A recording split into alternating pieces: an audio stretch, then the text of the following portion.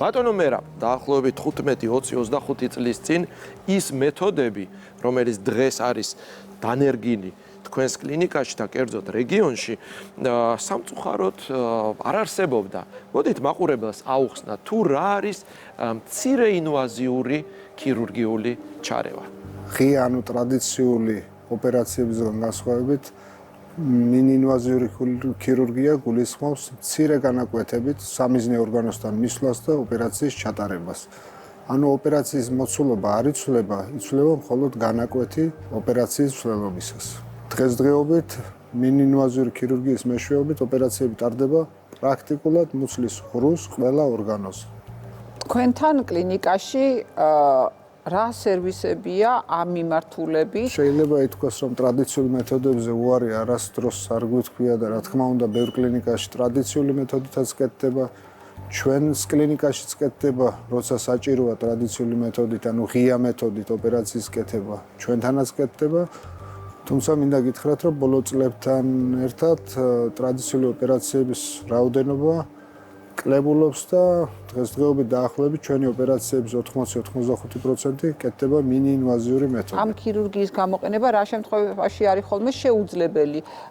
რა აფერხებს აი ამ მეთოდის გამოყენებას პაციენტში? ლაპარასკოპიული მეთოდით ყოველთვის არ არის შესაძლებელი. განსაკუთრებით, როცა პაციენტს აქვს თანხლებით დაავადებები ისეთი როგორიც გულის შეგუბებითი დაავადება, ფილტვის ჰიპერტენზია, მასიური ადჰეზიური პროცესები, ან წინა ჩატარებული ოპერაციები, როცა მუცლის ღრუში შეუძლებელია, ასე ვთქვათ, ოპერირება, შეხორცებითი დაავადება, დიახ, მუცლის წინაკედლის დიდი ზომის თიაქრები. რა გართულებები შეიძლება ახდეს აი ამ მიდგომას და რომელს უფრო ნაკლები აქვს გართულებები მინინვაზიურ ჩარევას თუ აი დიდ მასშტაბურ განაკვეთებს ტრადიციული ქირურგიის? რა თქმა უნდა, უკვე თვით სახელწოდებაც მიგვანიშნებს იმაზე მინი, რომ გართულებებიც მინი აქვს. ანუ იმის თქმა მინდა, რომ ზოგადად ყველა ოპერაციული ჩარევის გართულება შეიძლება დაიყოს რამოდენიმე ტიპად, მაგრამ არის ძირითადი გართულებები, ისევე როგორც მაგალითად ტკივილის სინდრომი, გაცილებით ნაკლებია. აქედან გამომდინარე პაციენტთა დაყოვნება სტაციონარში გაცილებით ნაკლებია, პატარა ჭრილობა, ნაკლები სიზრდენა და ნაკლები დაინფიცირების შანსი. ეს არის მთავარი პლუსები, ალბათ, რაც აქვს ამას. თუმცა ოპერაციის მოცულობა ისევე როგორც ღია და ლაპარასკოპიის დროს არ იცვლება. მაყურებელს რო ვუთხრათ, ის ძირითადი ჩარევების ჩამონათვალი ოპერაციები ტარდება ნაღლის ბურჯზე, გართულებული ნავკენჭოვანი დაავადების დროს, როცა უკვე სადინარშია გადასული კენჭები და პაციენტი მექანიკური სიკვდილით ხდება ჩვენთან, ანუ სანაღვლე გზებზე მინდა გითხრათ, რომ ლაპარასკოპიულად ხდება და არა ენდოსკოპიურად ჩარევები. თიაქრების დროს ასევე ჩარევები წვრილ, მსხვილ ნაწლავზე, პრაქტიკულად კუჭზეც, პანკრეასზე ჩვენ არ გვაქვს ჯერ დიდი გამოცდილება, ამიტომ ეს ჩვენი მომავალია შეიძლება ითქვას, ასევე ელენთაზე. ანუ ფაქტობრივად მუცლის ღრუს რაც შეეხება ფაქტობრივად ყველაფერი კეთდება. მოდით, აუხსნათ ჩვენს მაყურებელს ზოგადად როგორი არის ხერხემალი, რას წარმოადგენს და რა შემთხვევებში რა შეიძლება გახდეს მიზეზი თიაქრის განვითარების და საერთოდ რას წარმოადგენს მალთაშუა თიაქარი. საკმაოდ პოპულარული გახდა ბოლო დროს მართალია წელის ტკივილი, იშიალგია, რადიკულოპათია და ასე შემდეგ. შეიძლება ითქვას 21 საუკუნის დაავადება, ვინაიდან ხერხემალი ადინამიური ცხოვრების წესი, არასწორი ცხოვრების წესი, ფიზიკური აქტივობა და ასე შემდეგ საბოლოო ჯამში გამოიყვანს ხოლმე მალთაშუა დისკოს წყობილიდან და ჩამოყალიბდება პროტრუზია, თიაქარი და სხვადასხვა ფორმის. მალთაშუა დისკო ანატომიურად არის ეგრეთ წოდებული ბიოლოგიური ამორტიზატორი. ბიოლოგიური ამორტიზატორს გაფრთხილება ჭირდება მაშინ, როდესაც მასზე არასწორი ზემოქმედების შედეგად ის ვიბროზული რგოლი ზიანდება და საბოლოო ჯამში პულპოზური ბირთვი მიგრაციას იწყებს და შესაბამისად ის აწვება ნერვულ სტრუქტურებს. სწორედ ნერვულ სტრუქტურებზე ზეწოლის შედეგად არის ეს პრობლემა, თუმცა შმოლის თიაქრის შემთხვევაში შეიძლება არ იყოს იმდენი პრობლემა, წელის ტკივილით შემოიფარგლოს და აქრის. ცერვიკალური და ლომბალური სეგმენტები, წელის და კისრის სეგმენტები უფრო მობილურია და შესაბამისად უფრო ხშირად ვითარდება ამ სეგმენტში თიაქრები. ვინაიდან გონკერდის სეგმენტი არის შეკრული, იქ ნაკლებად 1% შეიძლება შეგვხვდეს. გამომწვევი მიზეზები უმეტესად არის, რა თქმა უნდა, ის რაც ჩამოთვალე, არასწორი ცხოვრების წესი, ჭარბი წონა, არასწორი ფიზიკური დატვირთვა, ტრავმები და ასე შემდეგ. ბატონ ლადო, მოდით მაყურებელს აუხსნათ, რა არის საჭირო, რა დიაგნოსტიკური კვლევები არის საჭირო იმისთვის, რომ პირველ რიგში დავადგინოთ, გვაქვს თუ არა ეს პრობლემა, მეორე, შევაფასოთ თუ საჭიროებს თუ არა პაციენტი ქირურგიულ მკურნალობას თუ კონსერვატულ მკურნალობას, იმიტომ რომ ძალიან ხშირად ჩვენ გვსმენია ის, რომ იცი რა, ნეტავი არ გამეკეთებინაო, ხო? ან რატო გავიკეთეო? ერთმა მირჩია გაიკეთე, მეორემ არ მირჩია. ანუ სამედიცინო ჩვენების განსაზღვრა არის ძალიან მნიშვნელოვანი. ამ მიმართულებით სავსებით გეთანხმებით, რა თქმა უნდა, თუ ოპერაციას ჩვენებითაც გავაკეთებთ, ის არ ნიშნავს იმას, რომ აბსოლუტური შედეგი დადგება. რადგან დიაგნოსტიკური კუთხით ადრე მაგალითად კლინიკური სურათი იყო მხოლოდ და კლინიკური სურათით იმართებოდა პაციენტი, არ იყო ის სტანდარტული კვლევები, დღეს რაც ოქროს სტანდარტად ითვლება, ეს არის მაგნიტურ-რეზონანსული ტომოგრაფია. მაგნიტურ-რეზონანსული ტომოგრაფიის ჩატარება უკვე ყველგან შესაძლებელია საბედნიეროდ ჩვენს კლინიკაშიც.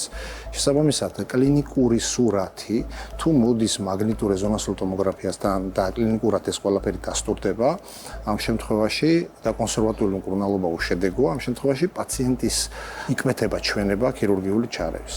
თუმცა აქაც არის აუცილებლად სწორად შესაძლებელი რა ტიპის თიაქარია, რომელ დონეზეა, რამდენად ემთხვევა, შეიძლება რამდენიმე თიაქარი კონდეს პაციენტს. თუ თქვათ ორი თიაქარი აქვს პაციენტს, ამ შემთხვევაში შეიძლება კლინიკურად გამოვლინდეს სხვა პატარა თიაქარი იყოს წამყვანი და დიდი თიაქარი ამ შემთხვევაში მიძინებულ მდგომარეობაში იყოს და არ იყოს ქირურგიული ჩარევა ნაჩვენები.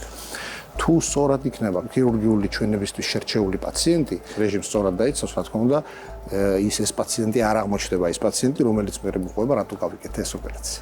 ყველაზე გავრცელებული ლოკალიზაცია ახლა კისრის და წელის მალების თიაქრები. თუ არის მათ შორის სიმპტომატიკაში სხვაობა და რას უნდა მიაქციოს ყურადღება პაციენტმა? ყველაზე ხშირი ჩივილი არის ტკივილი.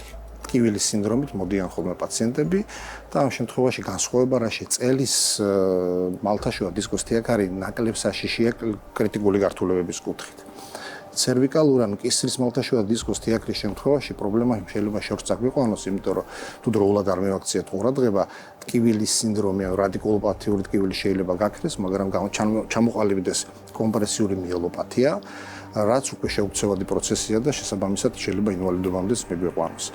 ამიტომ მაგალითად კლასიკური ვარიანტი რომ მოვიყვანოთ, კისრის მეხუთე მალთაშუა დისკოს თიაქრის შემთხვევაში, C5, C6 მალთაშუა დისკოს თიაქრის შემთხვევაში, ტკივილი კისრის არეში ლოკალიზდება და ის ირადირდება ხელში.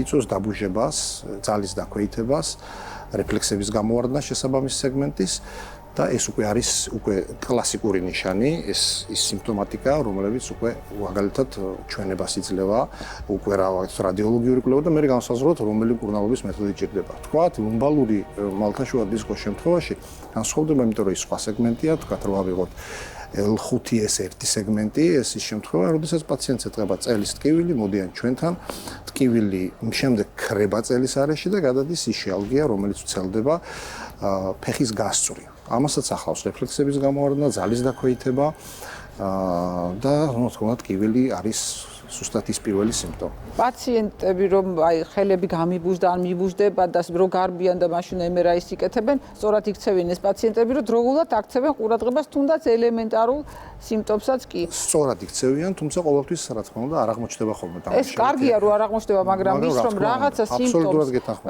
მით უმეტეს თუ ეს კისრის მალებს რაღაცნაირად უკავშირდება სიმპტომები, როგორც არის ტკივილი კისრის არეში და გაბუჟება ან ერთის ან ორივე ხალის ერთად. ბატონ ლადო, მოდით, მე ჩემი პროფესიიდან გამომდინარე, ვთხოვთ რომ კონსულტაცია გამიწიოთ. კერძოდ, საოპერაციო მაგიდასთან ვზივარ, რა თქმა უნდა, კისერი მაქვს მოხრილი.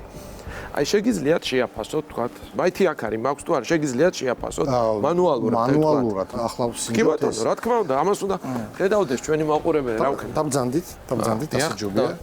ეს არის კლასიკური ტესტი. აი დაგაჭირეთ, მარჯვენა ხელში წამოვიდა ტკივილი. ან დენივით წამოვიდა, აბა ჩემსკენ შემოატრიალეთ. არაფერი ბატონო. ხელში არ გადმოსულა. მიჭირეთ? ძალას ავითარებთ ყველა სეგმენტში. ეს ნევროლოგიურად რა თქმა უნდა სულად უნდა შეფასდეს, მაგრამ კლასიკური ნიშანი არის მაინც აქსიალური დატვირთვის ტესტი, სადაც თუ მალთაშუა დისკოს პროტრუზიის ხარისხი, ანთიაქრის ხარისხი მაღალია, ზეწოლის შედეგად ხდება კომპრესია ნერვის და დენივით ურთავს ნერვის ნიშანი ეგრეთ წოდება. ანუ ჯერჯერობით ფორმაში ვარ. რა თქმა უნდა. შვენიერი. ბატონო ლადო, როგორც ბატონ მერაბთან საუბრობდით ჩარევებზე. არსებობს თუ არა ისეთი ჩარევები, რომელიც გვაძლევს საშუალებას, რომ მინიმალური ჩარევით მივიღოთ მაქსიმალური ეფექტი. ანუ მცირე ინვაზიური ქირურგია ვერტებრალური. საბედნიეროდ დღევანდელ დღეს შესაძლებელია ჩავატაროთ ის ოქროს სტანდარტი, რომელიც მოწოდებულია მალთაშუა დისკოს ქირურგიული მკურნალობის კუთხით, ეს არის მიკროდისკექტომი. ოქროს სტანდარტად ითვლება. თუმცა არსებობს ალტერნატიული მეთოდი, მაგალითად ის მეთოდი, როგორც არის ენდოსკოპიური, თქვათ, დისკექტომიის შემთხვევა.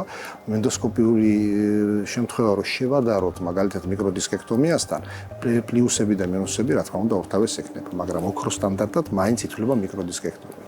მიკროდისკექტომია გულისხმობს 2-3 სანტიმეტრიან განაკვეთს, მინიინვაზიურ ჩარევას, კუნთების მინიმალურ ტრავმირებას, მიკროსკოპის გამოყენებას და მაქსიმალურად მინიინვაზიურად იმ ანატომიურად, ბიოლოგიურად შექმნილი ფანჯარაში დამატებითი რა თქმა უნდა გაფართოება ხდება იმ ბიოლოგიურ ფანჯარაში გამოვარდნილი დისკოს სეკვესტერი იქნება, მალთაშუა დისკოს პულპა იქნება თუ რა მისი ამოკვეთა.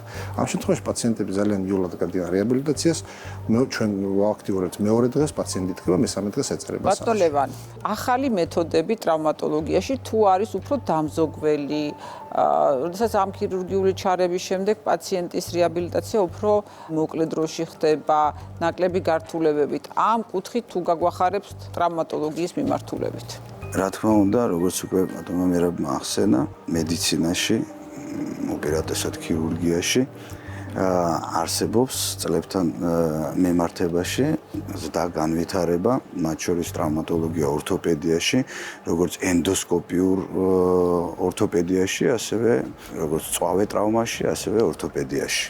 მათ შორის მინდა ხაზი გაუსვა ენდოპროტეზირებას, ართროპლასტიკას, სადაც ასევე რა თქმა უნდა განვითარებიდან გამომდინარე რეაბილიტაციის პერიოდი, ოპერაციის პერიოდი, პოსტოპერაციული, ახალი პოსტოპერაციული პერიოდი, რა თქმა უნდა, უფრო გაიოლებული არის პაციენტისთვისაც და თვითონ ქირურგისთვისაც ჩარევა უფრო საინტერესო, უფრო გაიოლებული არის, რა თქმა უნდა. რა ტიპის პროთეზებს იყენებთ? ყველანაირი პროტეზი არის, რა თქმა უნდა, ხელმისაწვდომი, როგორც ოპერაციული, პოსტოპერაციული და შორეული გართულებების თავიდან არიდების მიზნით.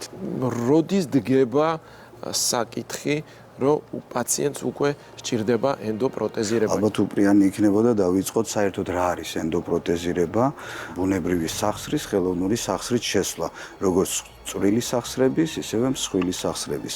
წვრილ სახსრებს ვეძახით მაგალითად ფალანგებს, ტერფის, მტევნის ფალანგებს შორის სახსრებს და მსხვილი სახსრები არის ისეთი სახსრები, როგორიც არის მხრის, იდაყვის, მენჯბარძაყის, მუხლის, კოწვევის სახსარი და ასე შემდეგ. ამ შემთხვევაში არსებობს შესაძლო არის პაციენტს ჩაუტარდეს ნაწილობრივი ჩანაცვლება სახსრით, ამასაც აქვს გარკვეული ჩვენება, ესაჭიროება ზოგიერთ შემთხვევაში სრული ჩანაცვლება სახსრის. ძირითადი პრობლემა მდგომარეობს არა იმაში, რომ ხრტილოვანი ქსოვილის ცვეთა ხდება, არამედ იმაში, რომ ხრტილოვან ქსოვილს ნაკლებად მიკროცირკულაცია ეწვება. სიზაროვან კვებაზე არის ძირითადი აქცენტი. ასე რომ, როდესაც პაციენტი ცდილობს ან თვითონ, ან ექიმის მეშვეობით ხონდროპროტექტორების, გლუკოზამინ სულფატის, ან კოლაგენის სხვადასხვა პრეპარატების მიღებას, ამავე დროს აუცილებლად უნდა მიექცეს ყურადღება სწორედ მიკროცირკულაციას, რომ სიზარღვება მიიტანონ ეს პრეპარატი იქ, სადაც საჭიროება არის.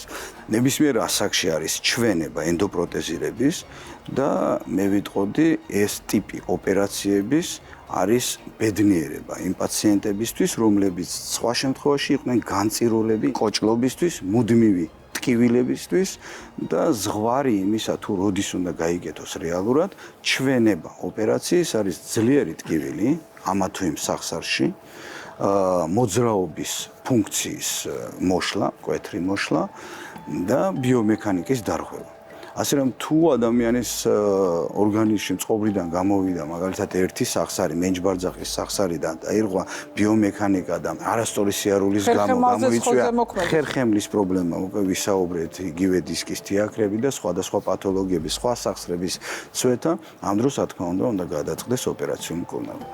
მინდა გკითხოთ, რა გართულებები შეიძლება მოყვეს ამ სახის პროცედურებს, ჩარევებს და როგორ ვებრძვით მათ? როგორი არის პოსტოპერაციული რეაბილიტაციის პერიოდი? საერთოდ ამა თუ იმ საკითხზე საუბრას თავის არიდება და მით უმეტეს მედიცინაში გართულებების ან დამალვა ან არსაობარი უფრო მეტად დიდი შეცდომა არის ეს არის და არ აქვს მხოლოდ იმ ექიმს, არ უნახავს მხოლოდ იმ ექიმს, რომელსაც არ უნახავს პაციენტი. ნამდვილად და მე აუცილებლად მინდა ვისარგებლო ჩვენი ეთერით და მაყურებელსაც მინდა შევახსენო ბომბერაზი პიროვნება ბატონი ოთარი ღუდუშაური, რომელიც ფუძემდებელი იყო არა მარტო საქართველოში, არამედ დღესაც არსებობს სოფლიოს სხვადასხვა ქვეყნებში, ისეთ ქვეყნებში, როგორც არის ამერიკის შეერთებული შტატებში და სხვაგან, ორთოპედიულ მუზეუმებში ბატონი ოთარის მიერ შექმნილი კერამიკის პროტეზები. ამას იმიტომ ვახსენებ სწორედ ახლა, რომ ამ ტიპის ოპერაციებმა, კერძოდ საქართველოშიც დიდი გზა გამოიარა და შესაბამისად გართულების შემთხვევებიც აღწერილი არის, რომელიც შემამდე მოვიდა ჩემი კოლეგების მიერ და ამის იქეთ თაობებშიც ჩვენ ამას ვსაუბრობთ და ნელ-ნელა მაქსიმუმზე უნდა დავიდეს და რედუცირებული იქნას, რა თქმა უნდა, ის რისკ ფაქტორები, რომლებიც მოყვება ამ ოპერაციებზე. აქვე ვახსენებ ძირითადი გართულებები, რა თქმა უნდა, არის ინტრაოპერაციულად სიზღდენებზე თუ ვისაუბრებთ და ტექნიკურ პრობლემებზე და პოსტოპერაციულ ახლო და შორეულ პოსტოპერაციულ პერიოდებში ეს არის თრომბოემბოლია, ვინაიდან აქ სახსრებზე ვსაუბრობთ, აქ ჩარევაც ხო არის, მათ შორის ანესთეზიის ტიპის, ანესთეზია არ არის რისკ ფაქტორი თრომბოემბოლიის, მაგრამ ეს ყველაფერი ერთობლიობაში, რა თქმა უნდა, შემდეგი სხვა ფაქტორების დაცვის მიუხედავად შესაძლოა ამ გართულებამდე მოვიდეს. შემდეგ არის აბსოლუტურად დიდი რისკი ინფექციის, რადგან ისედაც ღია ჭრილობები არის, დიდი ჭრილობები არის, იმპლანტთან დაკავშირებით ადამიანის იმუნური ძალები ყოველთვის იმ ბაქტერიას ისე ვერ ერევა, როგორც სათანადოდ ამა თუ იმ ოპერაციას სჭირდება და ამათ გარდა კიდე რა თქმა უნდა არსებობს სხვა გართულებები. რა არის ძირითადი მიზეზები, რაც იწვევს ხოლმე სახსრის დესტრუქციას, რასაც შემდგომში მოძებს ხოლმე აუცილებლობა საჭიროება ხელოვნური სახსრის იმპლანტაციის. ძირითადი ეტიოლოგია ალბათ მაინც თუ სიღრმისეულად გავყევით ბოლომდე უცნობი არის, თუმცა შეიძლება გაიყოს ართროზებზე თუ ვისაუბრებთ, პოსტტრაუმული ართროზები, დისპლაზიები, თანდაყოლილი ამოვარდნილობები, ართრიტები, რომლებიც არის რევმატული დაავადებებით გამოწვეული, ტუბერკულოზული დაავადებებით გამოწვეულები და სხვა. ბატონო კოვა, რო გითხრათ, რა ტიპის ოპერაციები კეთდება ხოზრევანიძის კლინიკაში და მოდით ასე ვთქვათ, საქართველოს მასშტაბით კარდიოქირურგია არის საკმაოდ განვითარებული და მაშინ გითხარით, რა არის ის უპირატესობა, რასაც უნდა მიაქციოს ყურადღება პაციენტმა და უნდა მიმართოს ხოზრევანიძის კლინიკას. ჩვენს კლინიკაში ისევე როგორც საქართველოს მასშტაბით საკმაოდ გავრცელებულია გულის ისემიური დაავადება. შესაბამისად, ამიტომ პაციენტებს უმრავლესობას სჭირდება შუნტირების ოპერაცია. ზოგადად გულის დაავადებებში ასევე ისევე როგორც სხვა დაავადებები, რაც შეეხება გარდა შუნტირების ოპერაციებისა, ტარდება ასევე სარქლოვანი პათოლოგიები, რომელიც ასევე ხშირად ხდება. განსაკუთრებით დასავლეთ საქართველოში, სადაც განსაკუთრებით დასავლეთ საქართველოში დიახ რეგიონია ჩვენი ისეთი ენდემური ესე რომ ვთქვათ. რევმატიული სხვადასხვა. დიახ რევმატიული ფაქტორებიდან გამომდინარე, ხშირად ხდება ხოლმე მიტრალური სარკმლის დაზიანება. მაგრამ უმეტესწილად პაციენტისთვის სასარგებლო არის ხოლმე როცა ხდება თავისივე სარკმლის შენარჩუნება, ამიტომ მაქსიმალურად ვცდილობთ ოპერაციის მასშტაბი იყოს ისეთი, რომ მოხდეს პაციენტის საკუთარი სარკმლის შენარჩუნება და არა მისი პროთეზირება, თუ რა თქმა უნდა აუცილებელი არ იქნება ეს. რამდენად ართულებს დამატებითი ეს შუნტები სარკმლის შემანარჩუნებელ ოპერაციას? უშუალოდ ერთმანეთთან კავშირში არ არის, რა თქმა უნდა, მაგრამ ხშირად არის ხოლმე, როდესაც ადამიანს აქვს ისემიური დაავადება, პარალელურად ხდება შეიძლება რომელიმე სარქლის დაზიანება, მაგალითად ხშირ შემთხვევაში უმეტესად მიტრალური სარქლის დაზიანება ისემიის ფონზე ხდება ერთ-ერთი კარადის უკან გაწევა. შესაბამისად, ასეთ შემთხვევაში ხდება კომპლექსური უკვე კომბინირებული ოპერაცია, როგორც შუნტირების ოპერაცია, პლუს ემატება ამას სარქლის ხშირ შემთხვევაში, ესე უხეშად რო ვთქვათ, შეკეთება. რაოდენობას რაც შეეხება ამას ამ შემთხვევაში დიდი არსებითი მნიშვნელობა არ ექნება სარქოლთან მიმართებაში, აი ვთქვათ 2 შუნტი დაჭირდება პაციენტს 3 თუ ასე შემდეგ. ეს დამოკიდებულია იმაზე, რამდენი სიძარღვი აქვს ვთქვათ პაციენტს დაზიანებული. და აქვე კითხავთ, კეთდება ოპერაცია გაჩერებულ გულზე, ან შეიძლება იყოს მომუშავე გულზე. დიახ, ოფ-პამპი. ჩვენს კლინიკაში მაქსიმალურად თითქმის 100%-ით შუნტირების ოპერაციას რაც შეეხება, კეთდება მომუშავე გულზე. ეს უკეთესია თვითონ პაციენტისთვის რეალურად, რა ნაკლებ რისკის შემცვლელია, ესე რომ ვთქვათ, სხვადასხვა გართულებების თვალსაზრისით. ასევე ჩვენს კლინიკაშიც თბილისელ კოლეგებთან ერთად ხორციელდება მინიინვაზიური კარდიოქირურგიული ჩარევები. ეს შესაძლებელია როგორც შუნტირების ოპერაციების შემოიფარგლოს, ასევე სარქლოვანი პათოლოგია. რა შემთხვევაში არის შესაძლებელი შეუნარჩუნდეს პაციენტს თავისივე სარქველი და მოხდეს მისი ასე ვთქვათ აღდგენა მარტივად რომ ვთქვა და რა შემთხვევაში არის იმის აუცილებლობა რომ ეს სარქველი შეიცვალოს ხელოვნური სარქველით. რაც შეეხება სარქვლებს, აი მსოფლიო მასშტაბით რაც არის რეკომენდირებული დღესდღეობით, ანალოგიური სარქვლები არის ჩვენს კლინიკაში. ძირითადად სარქლის შეცვლა ხდება, როდესაც არის სტენოზები. იმიტომ რომ ესეთ შემთხვევაში ანუ შევიწროება თუ შემცირება პაციენტებს რო გავაგებინოთ. დიახ, ესე იმისთვის მაყურებლისთვის გასაგები რო იყოს. ეს ხდება უფრო, როდესაც სარქლის მდგომარეობა საკმაოდ დაზიანებულია, სარქველზე არის მრავლობითი კალციფიკატები, შევიწროებულია, ესეთ შემთხვევაში ხდება უმეტესწილად სარქლის შეცვლა. რაც შეეხება სარქლის შემონარჩუნებელ ოპერაციებს, ეს ძირითადად ნაკლოვანების შემთხვევაშია. უმეტესი სარქველი სარქლის შემონარჩუნებელი შეიძლება ესე რომ ვთქვათ უხეშად პლასტიკა ან შეკეთება, ძირითადად ხდება მიტრალური სარქლის და ასევე სამკარიანი სარქლის შეკეთება. რაც პაციენტს უმცირებს რისკს პირველ რიგში და პლუს ამას აი ცხოვრების მანძილზე სისხლის გამათხელებლები რო არ ქონდეს მისაღები, აი მისთვის ძალიან დიდი პრივილეგია ესე რომ ვთქვათ რა. დღეს მოკლედ ერთბაშად რამდენი ინფორმაცია მივიღეთ? გეთანხმები ნინა.